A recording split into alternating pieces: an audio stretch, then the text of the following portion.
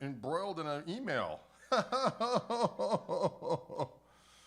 Oh, Lord have mercy. Sometimes old Drade, he just is a rascal. You know, when you talk about yourself in third person, you've got some issues, and guilty as charged. Folks, I'm just going to share this quick, and then we'll get to talking. Let's see what we got here. Oh, there I am, in all my doggone glory, or lack of it. Share to a group. I'm going to share it over here. Boom. And then I'm going to share it over here. Boom. Share to another page. Boom. Newsfeed. Boom. All right, folks. Sorry about that. Sorry that took me a second. What's going on, everybody? Is everyone doing all right today? Cheers to you. I was actually in the midst of communicating online with somebody, and I totally spaced out. 2 minutes later, I looked at the camera, I guess I'm 5 minutes late. Sorry about that. Folks, I'm using two guitars I've used in the last couple of weeks because I still have 4 glorious custom shop guitars here from Wildwood. We got some new camera setup, as I think you've been seeing. This beautiful side cam. That's a nice shot, isn't it? I like that. That's a nice side cam.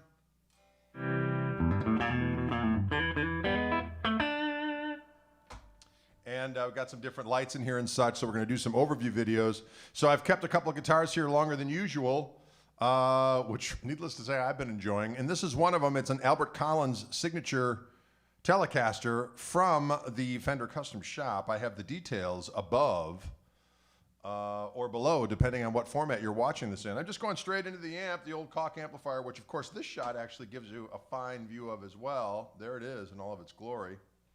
This is actually the camera that goes down here that looks at usually I have more. I have been known to have a few more foot pedals, but lately I've just been using the foot switch from the amp. Anyways, this is the ash-bodied Tele of Doom. And this 59 Seymour Duncan humbucker in the neck sounds great. Ham-wound Texas Special in back.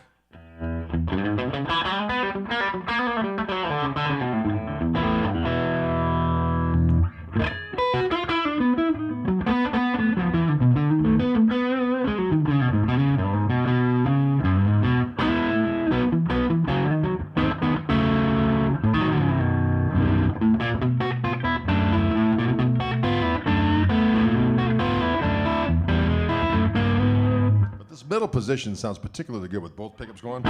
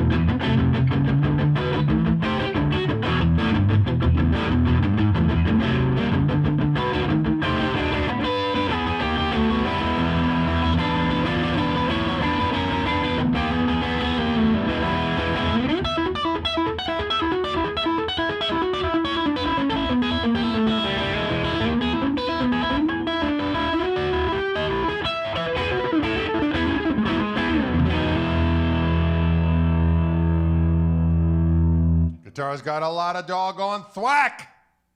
It's got some thwack. Yes, it does have individual bridge saddles. That's part of the Albert Collins signature activity.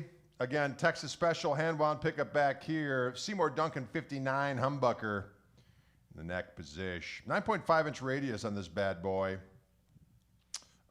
Medium jumbo frets, I believe, as the story goes.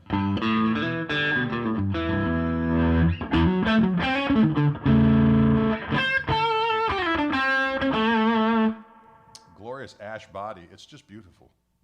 It's beautiful to behold. I believe his was a 67. That's why it's got that kind of, it's got the 60s, late 60s Fender logo, but it's still got the gold interior.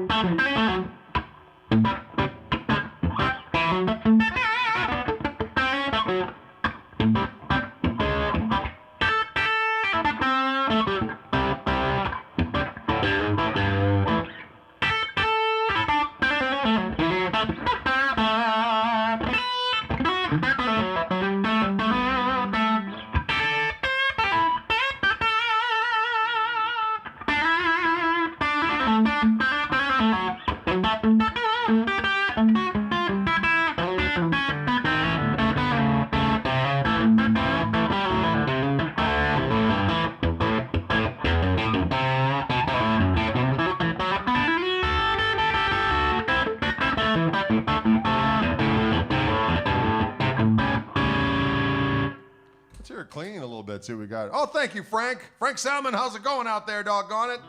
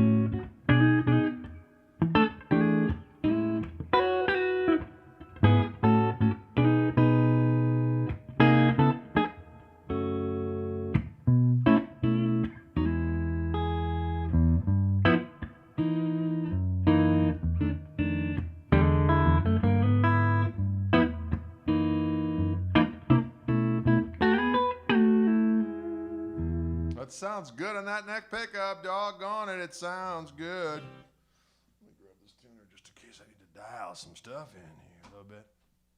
In case I need to dial some stuff in. Oh. Paris Ortiz, you rascal. You're my hero, you fiend. Hope you're doing good out there. Paris Ortiz, what is going down? Paris Ortiz. Yanked it a little bit out of tune with my great savagery. Sometimes I use a little too much force. Of course, of too much force. Folks, thanks for tuning in today. Appreciate it as always. We got some fun guitars here I've chosen out of the batch that I have here still at the house. Side cam right out of the gate, ladies and gentlemen. We got Rodney over there in Cambria, Wisconsin. Greetings to you, my good man. Michael is in the Philippines, of all places. Greetings to you.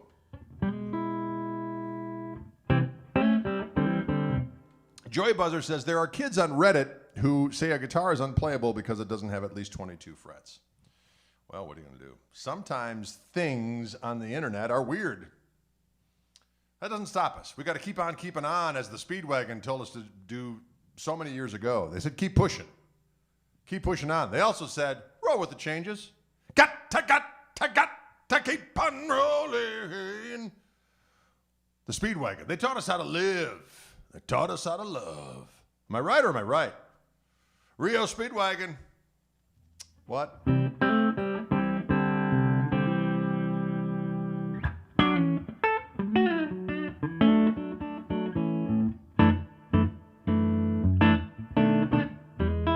I'll tell you what, this thing sounds good. I like that middle position. You get that neck humbucker with that doggone bridge single coil.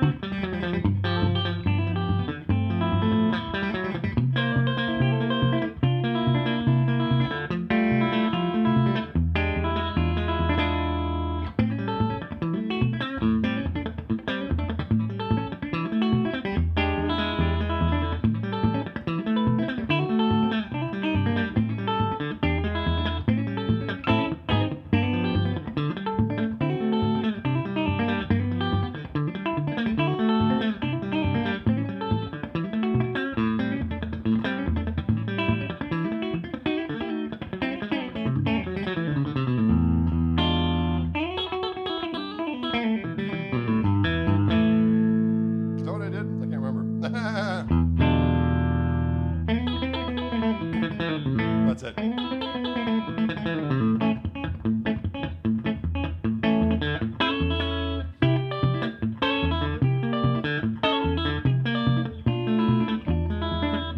Sounds really good in that middle position. You get a lot of spankaroonie, like.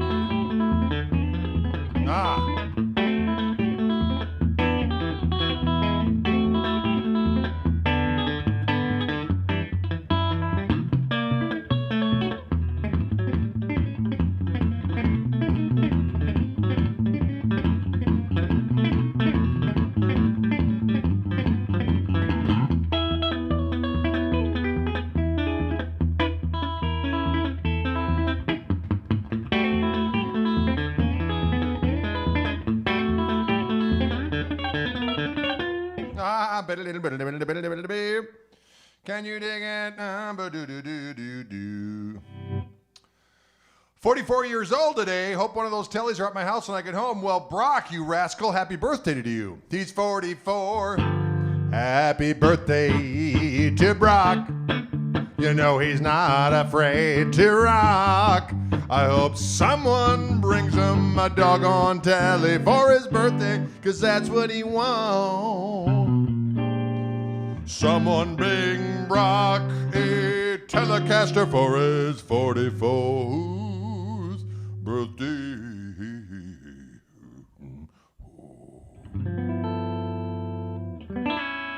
Wow, I don't even know what that was.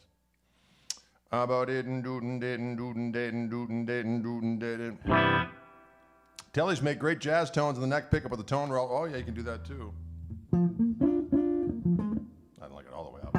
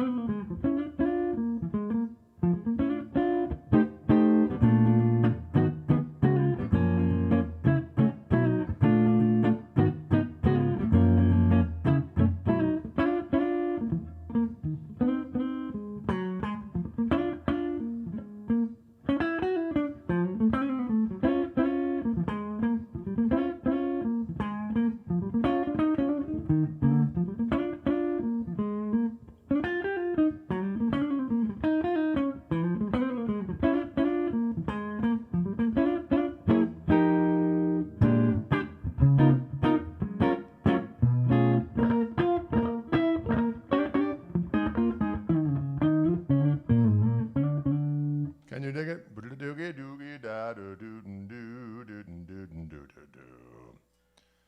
Well, all right. I like it. It sure sounds good. Colin is asking, and this is a good question, when is my signature amplifier going to be available in the head and cabinet? That's an excellent question, and I'm afraid I just don't know. I know that supply chain issues have caused things to be way delayed. So I think that, although I think some of the head and cabinets have been made, I just don't know what's going on with them. So that would be a better question for the people at Koch Amplifiers and their distributor. Although Chris Fingerhood sometimes is watching these, and sometimes he pipes in. But also the little gristle amp is not in production yet either, and that should be coming soon. Trying to think what someone wants that 44 blues. I want my 44 so long, and I made my shoulder.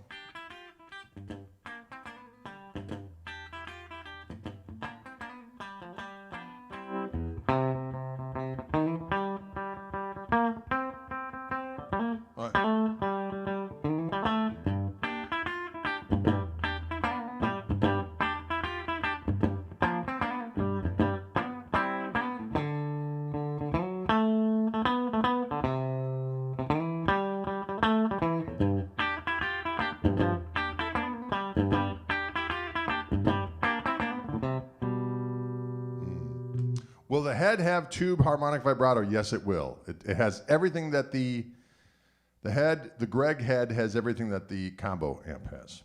Can you dig it?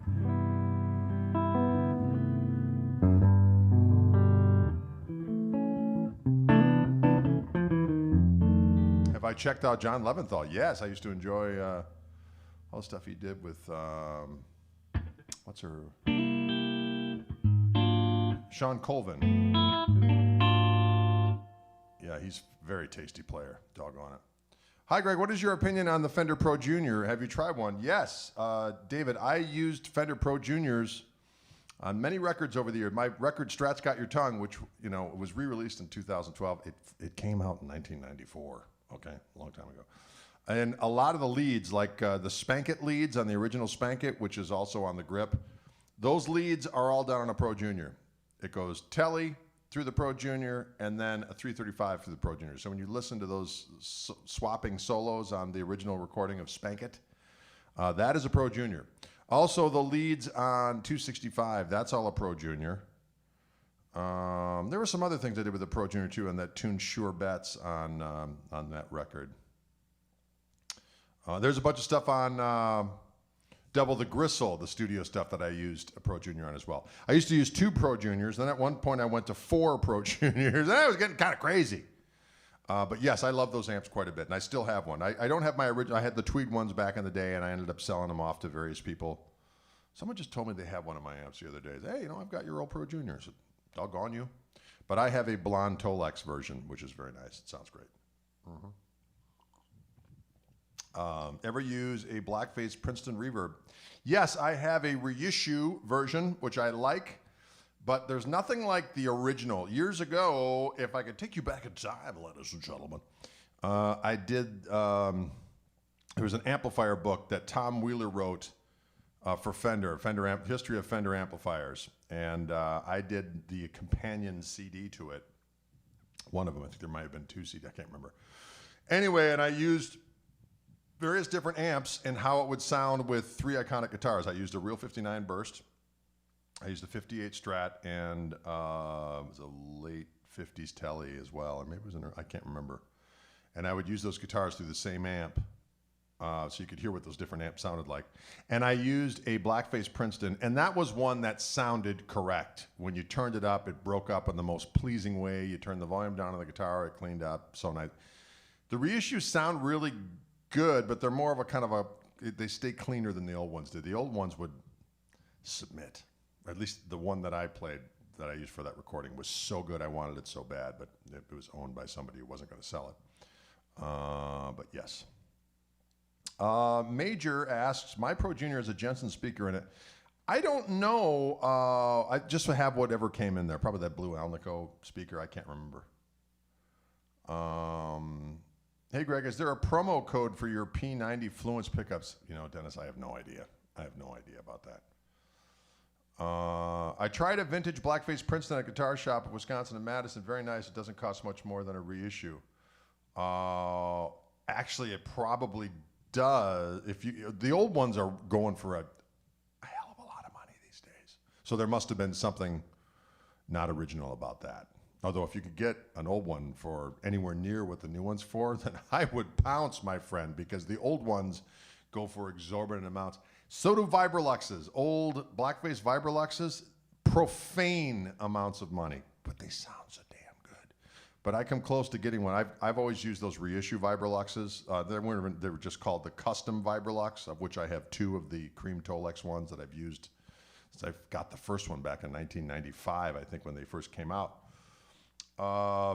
But Blackface Vibroluxes, I love them to death, but every time I play one and really like one, they're like, yeah, you can get this one for kind of cheap for $3,500. I'm like, I'm not paying $3,500 for that amp.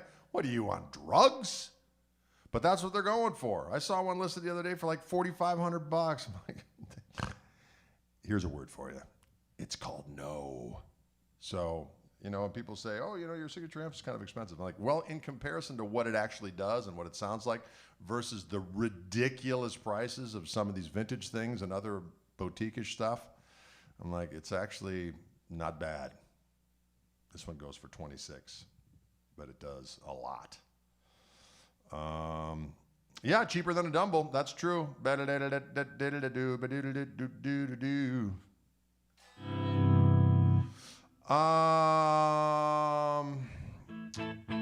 Let's see. Love the neck on the Gristlemaster. Oh, yeah. Love the neck on the Gristlemaster and gotta have the wiggle stick of the Gristle 90 version. What to do? But Eric, you just gotta have both of them, is what you gotta have. And I do enjoy both those rascals. They both sound delicious. Lately, when I go out to gigs, I bring my Gristle 90, I bring my Gristlemaster, I bring a cord, I've been using the head and cabinet version, but I got a gig tonight where we just kind of make stuff up as we go along. It's a really good keyboard player named Anthony Deutsch, and a bass player I've never played with, and my son's going to be on drums, and he's never played with me in that scenario. So we literally just make stuff up, come up with a little groove, and then we invent a little progression on the spot. It's actually quite cool. It sounds like it would be meandering poop, but actually it's usually pretty cool. Actually, it's been cool every time we've done it. So for those gigs, what I do is I usually bring a guitar of choice, and then I bring the little Gristle amp, which people are going to say, "What is it available?" Boy, I wish I knew, but I'm glad I have mine, the prototype. And I just plug straight into that beast, and away we go. So, and it's only 12 watts, but good Lord, it's a loud 12 watts. Ho, ho, ho! Yes. Joy Buzzer said, I played one at a shop and it was $1,400. Boy, that sounds like a good deal, Joy Buzzer. I would pounce on it like wild game. Swoop in like a bird of prey. Caw-caw! Caw-caw! Get it within your talons. Fly it off to your nest and proceed to rock your offspring as they burst forth from their eggs.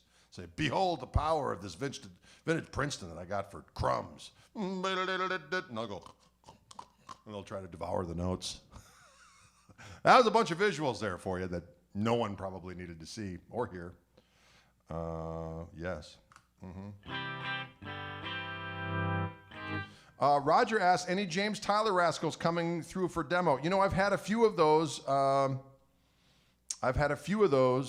Guitars come over this COVID hideaway, but I have not had one in a while. I do have these 4 custom shop guitars and these 2 75th anniversary Strat and Telly in the house for right now. Do you anticipate Fender and Gibson guitar prices to escalate with the expected inflation next year? Boy, I can't speak to that, Major. I can't speak to any of it. All I know is that, wow, the demand for guitars is really, really great. You know why? Because music is a friend, ladies and gentlemen. In times of great strife, in times of joy, in times of strife, who's your friend? Mr. Guitar. Sit down with it, doesn't talk back, doesn't tell you bad news, doesn't tell you the sky's fallen, doesn't tell you that pestilence is at hand. You know what it says? Play me now, you savage rascal. And you do. And the world just is a better place. So really the answer to everything is just buy more guitars. Because you know what? It's just good for you. Wow, listen to that. Okay, but let me get on to a couple things. Let me just play a little bit more of this piece just for a second.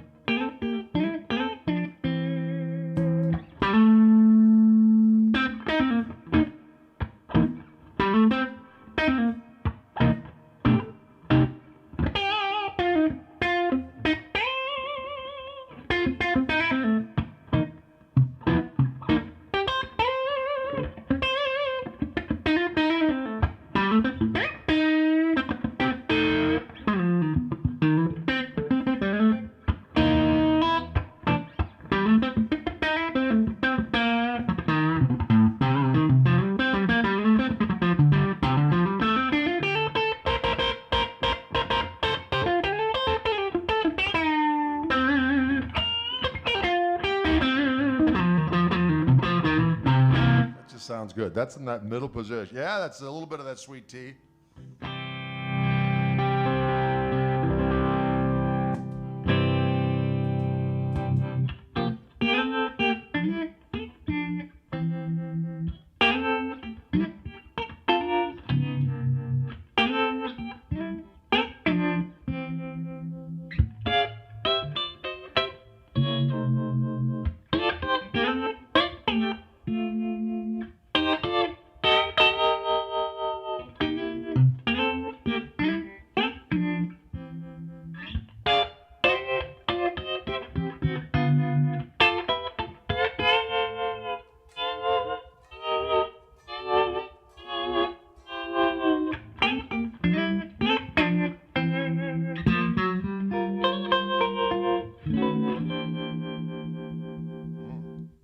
That's a little bit of harmonic vibrato that's on the amplifier itself.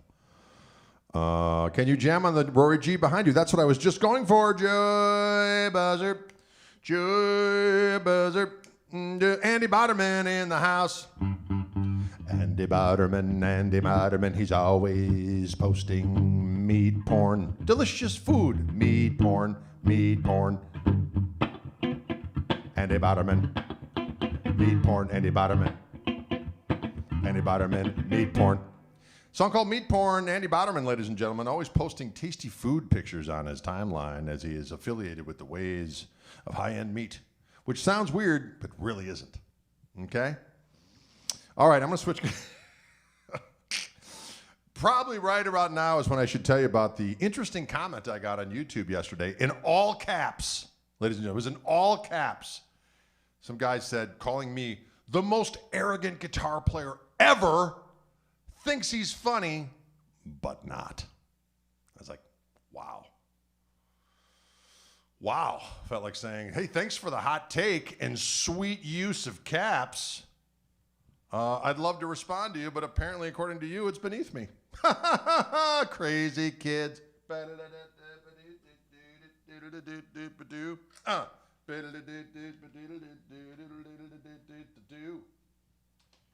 We got a little Roar Gallagher. Yeah, if it's in caps, it must be true.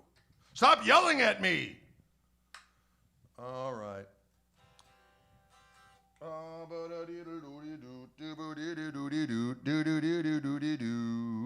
Here we go, ladies and gentlemen. This is a custom shop iteration. I also have the links above or below, depending on what format you're watching. If you're watching it from Facebook, it's going to be above. If you're watching it on YouTube, it's going to be below, and be careful of the caps button. That's all I'm going to say, because apparently things happen down there that shouldn't be mentioned again. I shouldn't be mentioned again. Here we go. This little morsel right here. That's still better than the... Yeah, always checking the box to see what I'm wrestling. You know what's always amazing to me is Strats just are considerably less output to me than Telecaster, even though that has a humbucker on it. But, you know... it's got, you know, regular bridge single coil, and they're always so much hotter, the Telecasters. That's why I gravitate towards the Telecaster. It's a weapon of disaster, although I love me some Strats, don't get me wrong. Okay.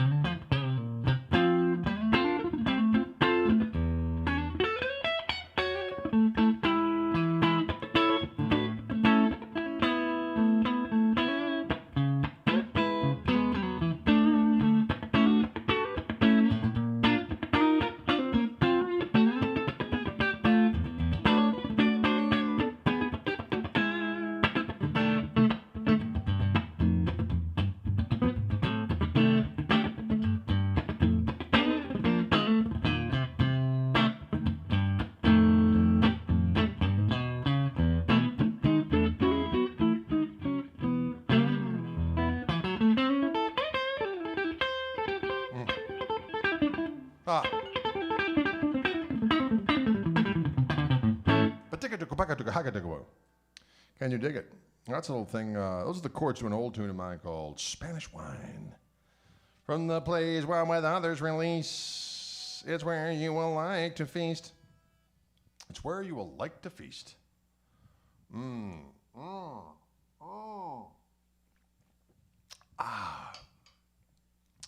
Squishy, quacky, squishy goodness. That's right, Paul. You doggone right. This one has a 3-way toggle switch.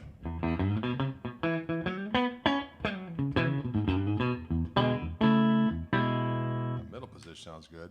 Bridge. Very woody sound of this piece.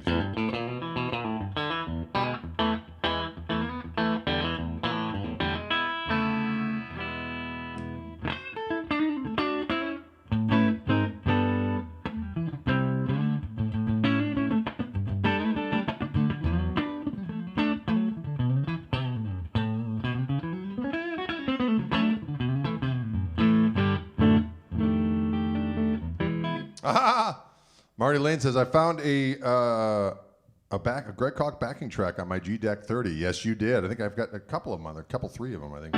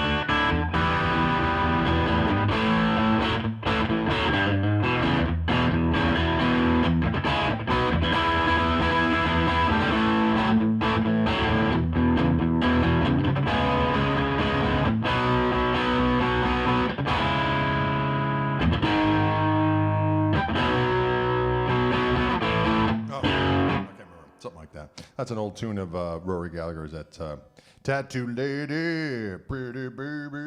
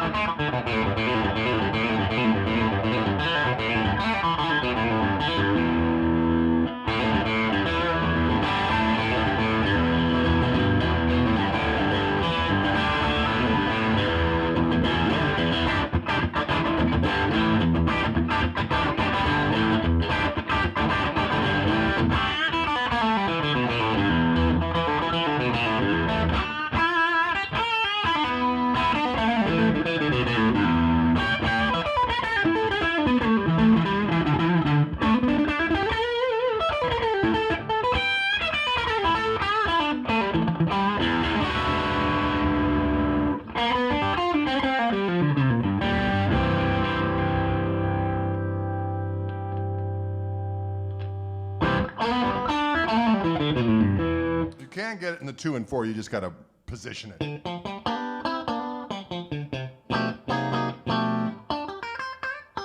That's 2. Here's 4.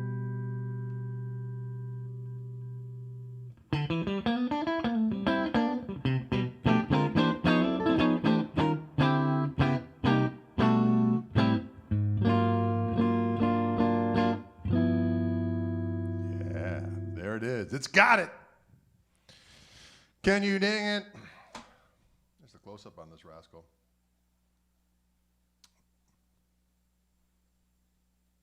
Beautiful. A Rory Gallagher signature guitar from the Fender Custom Shop.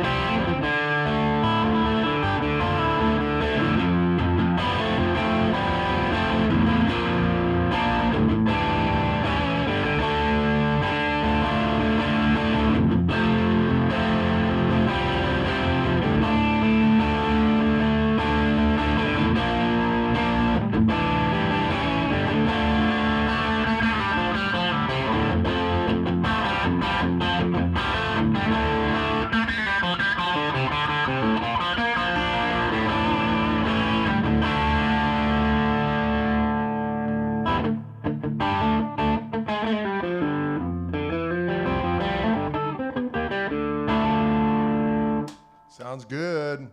It sounds good, yeah, yeah. Oh. Tony asks, what kind of picks do I use? Well, I use these. I use these D'Addario Prime Tone 3 1.4 millimeter picks. They're quite handy. Scott Allen asks an interesting question, which I like. He asks, purists aside, do you know any good audible reason to have an original three-way switch? I don't know if there's an audible reason, but on my 74 Strat I bought earlier this summer, it still has the three-way toggle switch, and I'm not going to change it. And the reason is because I like the pure single pickup sounds of a Strat, and I love the 2 and 4, but I think for me, when I have all 5 sounds, I have a tendency to just go, it's like a different mindset. If you're doing just, you have a tendency to just pick the sounds that you want to use for effect and not be messing around with going back and forth. And when you want to use a 2 and 4, you kind of have to stay there, because if you, the 74 toggle switch sticks a lot better. This one is a little dicier. The new ones are a little dicier to get in between the 2 and 4 if you have a three-way toggle switch. But the old ones, you can kind of stick it there. And then you're kind of disciplined to go, okay, you want that sound? Well, you're going to stay there for a while, because if you mess with it, it's gone. So that's my only thought about the three-way toggle switch. Obviously, having a 5-way where you have ready access to all those things is great. But for me, just as a stylistic kind of regulator, if you will, having the three-way toggle switch is kind of a cool thing. Plus, on the older Strats, the middle pickup was not reverse wound. So on the modern ones, you know, if you have a reverse wound middle pickup, then you can go to those 2 and 4 positions and be impervious to the 60 cycle hum. But there is no such respite on the older guitars. So there you go. Is that small pick because of hybrid picking? No, it's like years ago when I started doing all the, any kind of that alternate picking stuff, I needed to have a thicker pick for that stuff. But it does help for the Travis picking stuff as well.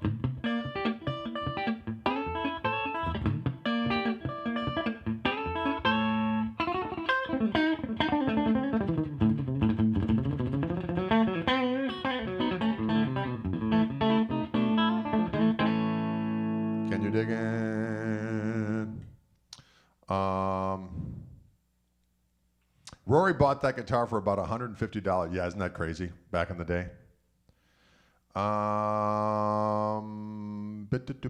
Have I ever played through a Kemper Profiler? You know, I have. Those sound good. I mean, I just haven't had a situation where I've had to need one.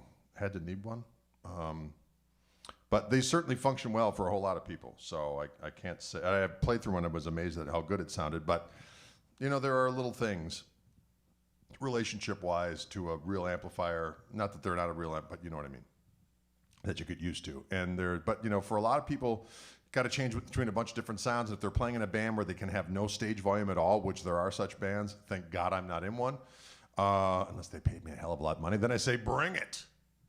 Not that it's all about the money, but you know, a little bit. You know, if someone said, hey, guess what, you're going to do a 60-day tour, we're going to pay you 10 grand a week, and you have to make no noise on stage, I'd say, I like your thinking.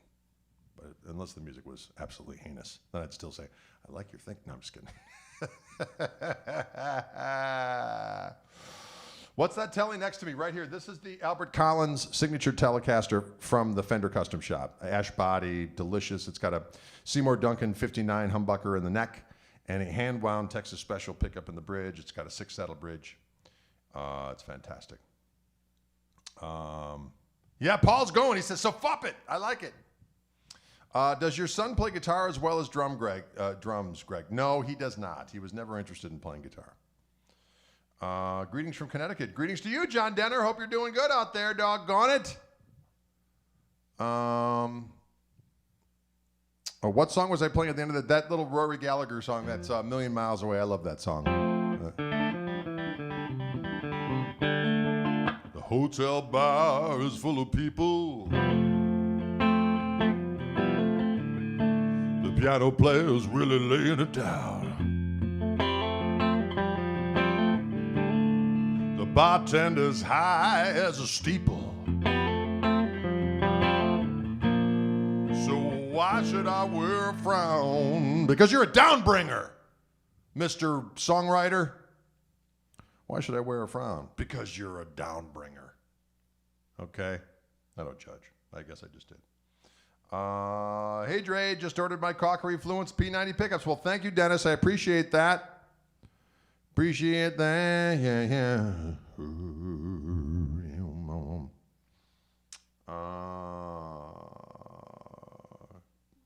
Greetings, Joe, in the UK. He's in Chorley in the UK. I like it. Do any of my offsprings play bass? Offspring play bass. My daughter Grace was playing bass for a hot minute, and then she stopped. And I was very down about it because she was making progress, practicing it. And then she said, I'm donezo with that. I'm like, okay. And then my daughter Isla was playing guitar, and she picked it up lickety-split. And she sings great, too. So does Grace. I'm like, if you could accompany yourself and sang, you could open up a variety of different doors in life that might be worth going through. And they said, no. I said, okay. You can lead a horse to water or an offspring to sweet instrumentation, but you can't make them partake. You know what I'm saying? Can you dig?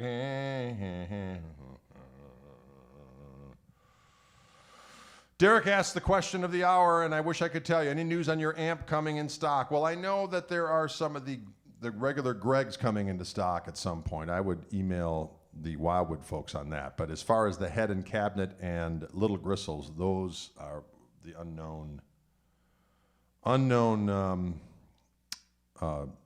incoming time. What was my first rock concert I ever attended as a kid? I think the first legitimate rock concert I ever went to was Jackson Browne at Summerfest. It was right during the running on empty, running around. Which I enjoyed the show, but it was a little bit of a downbringer because he took a break in the middle. I thought, there are no breaks in stadium rock, okay? Sorry. You got to take out your pirate sword, brandish your headgear with the plume, and just pummel people for 3 hours or 2.5 or whatever you're booked for. But a break in rock? Sorry. I mean, if you're at a club, that's one thing. The situation's a little different. But when you're at a rock and roll festival seating type of situation, go, we're going to take a little break. We'll be right back. Sit in your squalor and maybe wait in line for 3 hours to go pee. But I'll be right back after I've freshened up a bit. Sorry, friends. I'm going to have to say I was running on empty. Can you dig it? All right. Any updates for that new songbook? Mark, and again, an excellent question. I wish I could, I was just talking about it with my buddy Chris yesterday who does my website. He's like, when are those books coming out? I was like, yeah, it was supposed to be like June. I haven't even gotten the proof yet. So I can't say as to when. I'm going to have to figure that out as well. You know what? There's always a call or an email to be made, friends. But that's, again, a little bit of those first world problems coming on strong. First world problems knocking on your door. What are you going to do? You're going to email some folks and say, what the hell's going down with my stuff? Oh. What the hell's going on with my stuff? Oh. I always get the oh at the end because that adds a little, kind of like a little punctuation at the end of your deranged statement.